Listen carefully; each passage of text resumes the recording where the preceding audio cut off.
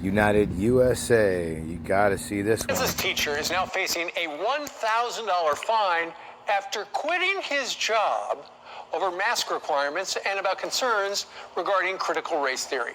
Josiah Enyart was a sixth grade teacher at Shawnee Mission School District for 11 years in the Kansas City area. He said the mask mandate was the final straw and is now pulling his own kids out of the district schools for homeschooling.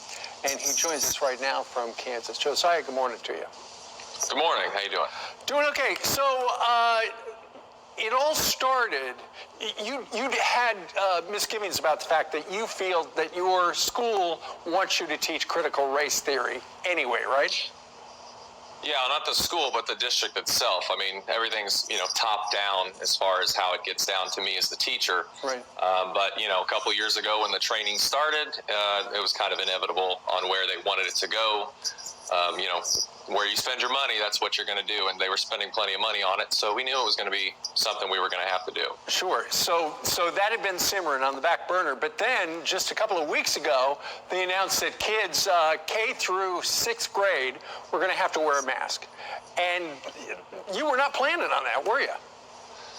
No, I wasn't. They told us back in the fall, they being everybody who just kind of talks, that we were hoping, or back in the summer and spring, that fall was going to be normal. We were going to be moving forward, So then when it came out, really the thing that got me was that my kids were going to have to and had no say. And so pulling them out was step one. And then realizing that the only way I can give them the education I wanted them to have, I was resigning. So. Right.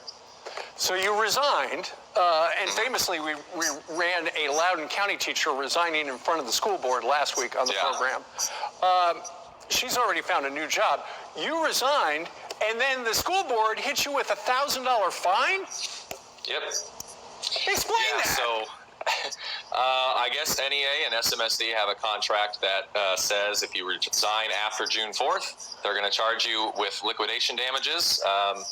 To me, it was them changing the terms of my employment and me having no other option. I tried to give them as much time as possible. I called my principal right away because I wanted them to be able to replace me and not be struggling to get the first days of school without a teacher. And so, it was almost a 2-week notice for her. And then I immediately put in the paperwork so that they could open the job up and hire somebody. But then I got an email saying, turn in your computer and bring $1,000. And that's kind of how this all got started. Wow. Okay. Ladies and gents, this is where we're at. I mean, what that would be called in the real world is ransom. Okay. You're holding something over someone's head and basically blackmail, or you can call it blackmail. It's kind of like he said his school district said if you resign after June 4th, that they were going to fine whoever $1,000. So think about all the people that might want to quit their job right now, but they don't want to take a hit, $1,000 deduction to their bank account. Think about that. That's ransom. That's blackmail. Am I wrong? Correct me if I'm wrong, but is this right?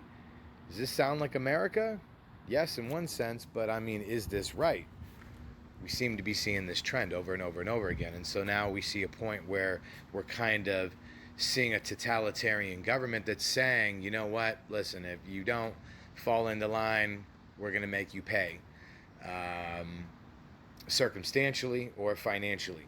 And this is just where we're at. If you agree, like and share. Please hit me up in the comments.